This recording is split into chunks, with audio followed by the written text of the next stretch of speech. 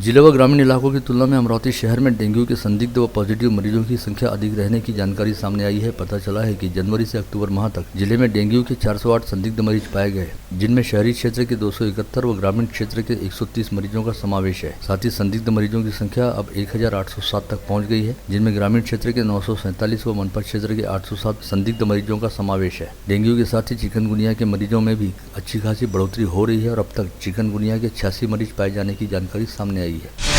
अमरावती के प्रस्तावित सरकारी मेडिकल कॉलेज के अधिष्ठाता अनिल बत्रा ने गत रोज पंजाबराव देशमुख स्मारक वैद्यकीय महाविद्यालय अस्पताल को सदिच्छा भेंट दी और वहां की अद्ययावत सुविधाओं का अवलोकन किया। इस अवसर पर डॉक्टर बत्रा का पीडीएमसी के डीन अनिल देशमुख, न्याय वैद्यक शास्त्र विभाग प्रमुख पवन टेकाड़े ने आत्मीयता से स्वागत किया। पीडीएमसी अस्पताल को दी गई इस भेंट के जरिए प्रस्तावित सरकारी मेडिकल अस्पताल के लिए किए जाने वाली तैयारियों का डॉक्टर बत्रा ने एक तरह से जायजा लिया।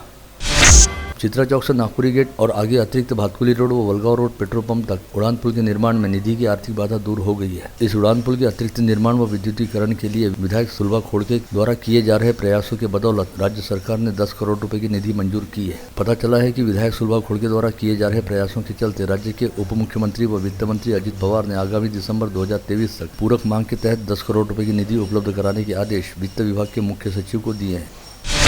वहीं विगत कई वर्षों से शुरू चित्रा चौक से वलगांव रोड वाले उड़ान पुल का निर्माण कार्य की गति काफी सुस्त रहने के चलते यहां के नागरिकों व वाहन चालकों को काफी परेशानी उठानी पड़ रही है, जिसके कारण उड़ान पुल संघर्ष समिति द्वारा आज उड़ान पुल परिसर का दौरा करते हुए यहां के कामों का निरीक्षण किया गया।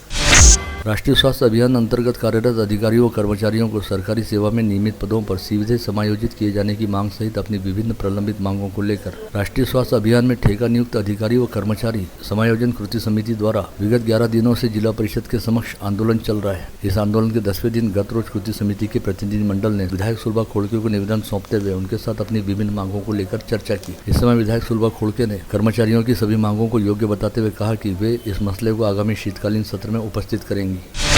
वहीं विगत 25 अक्टूबर से जारी राष्ट्रीय स्वास्थ्य अभियान ठेका नियुक्त अधिकारी कर्मचारी समायोजन कृति समिति की ओर से जारी आंदोलन जिला परिषद के सामने आज भी जारी रहा। इस हड़ताल के 11वें दिन हड़तालियों ने करीब 800 लोगों की रक्तगढ़ जांच करने के साथ ही ब्लड प्रेशर जांच करते हुए अपना निषेध जताया। अपनी विभिन्न मांगों को लेकर अमरावती जिले की 1100 व राज्य की 70,000 से अधिक कृषि सामग्री सेवा दुकानें तीसरे दिन भी बंद रही। वहीं संगठन के पदाधिकारियों ने विरोध के अनूठे अंदाज को अपनाते हुए रक्तदान शिविर का आयोजन किया, जिसमें 60 व्यापारियों ने स्वयं स्फूर्ति से रक्तदान कर प्रस्तावित कड़े प्रावधानों का विरोध किया। राष्ट्र संत तुकडोजी महाराज की 55वीं पुण्यतिथि के अवसर पर तिवसा निर्वाचन क्षेत्र की विधायक व पूर्व पालक मंत्री यशोमती ठाकुर के प्रयासों से गुरुदेव भक्तों की सुविधा के लिए 3 दिवसीय स्वास्थ्य वारी का सामाजिक उपक्रम चलाया गया, जिसमें 1738 मरीजों ने लाभ लिया। केंद्र सरकार की रेल व बिजली के निजीकरण की नीति के विरोध में 3 नवंबर को सीटू की ओर से देशव्यापी विरोध दिवस मनाया गया, जिसमें सरकारी संपत्ति का निजीकरण रोकने के लिए संगठन की ओर से जिलाधीश को निवेदन सौंपा गया। मनपा क्षेत्र में रहने वाले नागरिकों पर कानून का उल्लंघन कर जबरदस्ती लादे जा रहे संपत्ति टैक्स की वृद्धि को रोकने की मांग राष्ट्रीय संयुक्त मोर्चा भारत ने मनपा आयुक्त को आज निवेदन सौंपकर की।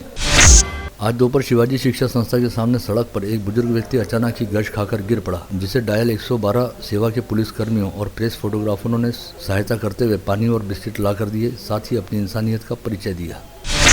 नया अकोला स्थित दिव्यांग परिवार को शालीमार ग्रुप के शेख नौशाद ने मदद का हाथ बढ़ाते हुए दिवाली की खुशियां बांटने के लिए राशन किट प्रदान की। इस समय दिव्यांग परिवार के घर में मुस्कान की लहर बिखर गई। नांदगांव पेट में पुनर्वसन विभाग की अतिक्रमण हटाने की कार्रवाई के बाद सड़क पर आए आदिवासी परिवारों ने कड़कड़ाती ठंड में पूरी रात जागकर काटी। सुबह से शुरू हुई अतिक्रमण हटाने की कार्रवाई देर शाम तक चलती रही, जिसके कारण रसोई बनाने के लिए भी महिलाओं को अवसर नहीं मिलने के चलते पूरा दिन परिवार के सभी बूढ़े बच्चे भूखे ही रहे। अकोला के भाजपा विधायक गोवर्धन शर्मा उर्फ लाला जी का बीती रात उनके अकोला स्थित निवास स्थान पर निधन हो गया, जिसके बाद आज दोपहर उनकी अंतिम यात्रा निकाली गई, जिसमें हजारों लोग उमड़े। यह अंतिम यात्रा करीब 7 किलोमीटर लंबी थी। इससे पहले राज्य के उप मुख्यमंत्री देवेंद्र फडणवीस ने मुंबई से अकोला पहुंचकर दिवंगत विधायक गोवर्धन शर्मा के निवास स्थान पर पहुंचकर उनके अंतिम दर्शन किए और शर्मा परिवार को ढाढ़स भी बंधाया। इस समय सर्वदलीय विधायकों, नेताओं व पदाधिकारियों ने लाला जी के पार्थिव पर श्रद्धासुमन अर्पित किए। वरुड़ तहसील अंतर्गत पुरगवान मोर्शी खुर्द की पगडंडी पर कुछ लोग कटाई के लिए गौवंश ले जा रहे हैं। ऐसी सूचना मिलने पर पुलिस ने उन्हें रोका और गौवंश के बारे में पूछताछ की, जिसके टालमटोल वाले जवाब मिलते ही पुलिस ने सैयद सज्जाद, सैयद बब्बू और सैयद जलील सैयद अमीर नामक 2 आरोपियों को गिरफ्तार करते हुए उनके पास से 37 बैल जब्त किए। मूर्तियापुर में राष्ट्रीय महामार्ग क्रमांक 6 के जामठी फाटा के पास पश्चिम से अमरावती की ओर गौ तस्करी होने की जानकारी मिलने पर माना पुलिस के दल ने 2 बोलेरो पिकअप वाहन सहित उनमें निर्दयता से पैर बांधकर कटाई के लिए ले जाए जा रहे 12 गौवंशों को जब्त करते हुए छुड़वाया। राजापेट पुलिस थाना क्षेत्र अंतर्गत 3 दिनों से लापता रहने वाले 45 वर्षीय विश्वास रामेश्वर पाटिल का शव दस्तूरनगर रोड स्थित जलाशय में बरामद हुआ। विश्वास पाटिल द्वारा खुदकुशी किए जाने का कारण फिलहाल पता नहीं चल पाया है। नांदगांव खंडेश्वर में रहने वाली एक महिला अमरावती स्थित दवाखाने में भर्ती अपने बेटे से मिलने नांदगांव खंडेश्वर से बस में सवार होकर अमरावती पहुंची। इस समय महिला के पास मौजूद पर्स की चेन खोलकर किसी अज्ञात व्यक्ति ने पर्स में रखे 4.5 लाख रुपए मूल्य के 90 ग्राम सोने के आभूषण पर हाथ साफ कर दिया। अमरावती पहुंचने पर यह बात ध्यान में आते ही महिला ने राजापेट पुलिस थाने पहुंचकर अपनी शिकायत दर्ज कराई। लोनी डाकली खेत परिसर स्थित खेत के घर में अकेली रहने वाली महिला को डरा धमकाकर उससे 30,000 रुपए मूल्य के सोने के आभूषण लूट लिए जाने की घटना 1 नवंबर की शाम घटित हुई। लोनी पुलिस मामले की जांच कर रही है। गाड़गनगर पुलिस थाना क्षेत्र अंतर्गत रहने वाली 35 वर्षीय महिला के पति और जेठ के बीच घर बिजली कट जाने को लेकर विवाद हुआ तो महिला की जेठ ने उक्त महिला के ऊपर किसी द्रव्य से भरी बोतल फेंकी जो जमीन पर गिरी और उसमें भरा द्रव्य उक्त महिला के हाथ पर उड़कर गिरा जो एसिड था। इस समय महिला व उसके पति के साथ गाली गलौज करते हुए जेठ ने मारपीट की और दोनों को जान से मारने की धमकी दी। गाड़गनगर पुलिस मामले की जाँच कर रही है। चांदू रेलवे मार्ग पर पोहरा गांव में विगत 31 अक्टूबर की रात देशी शराब की दुकान का शटर खोलकर भीतर सो रहे चौकीदार के साथ मारपीट करते हुए देशी शराब व बियर के बॉक्स की लूटपाट करने की घटना घटित हुई थी। मामले की जांच करते हुए क्राइम ब्रांच यूनिट क्रमांक 2 के पथक ने तरोड़ा में रहने वाले दुर्नी सिंह पवार नामक 30 वर्षीय आरोपी को गिरफ्तार किया है, जिसके पास से चोरी के माल सहित वारदात में प्रयुक्त साहित्य बरामद हुआ। वर्धा में एक जमीन के फर्जी दस्तावेज तैयार करने के साथ ही जमीन मालिक के तौर पर किसी अन्य व्यक्ति को खड़ा करते हुए खेत जमीन की 34,81,000 रुपए में बिक्री करने वाले 4 आरोपियों को वर्धा जिला पुलिस की आर्थिक अपराध शाखा ने गिरफ्तार किया। मामले की जांच जारी है।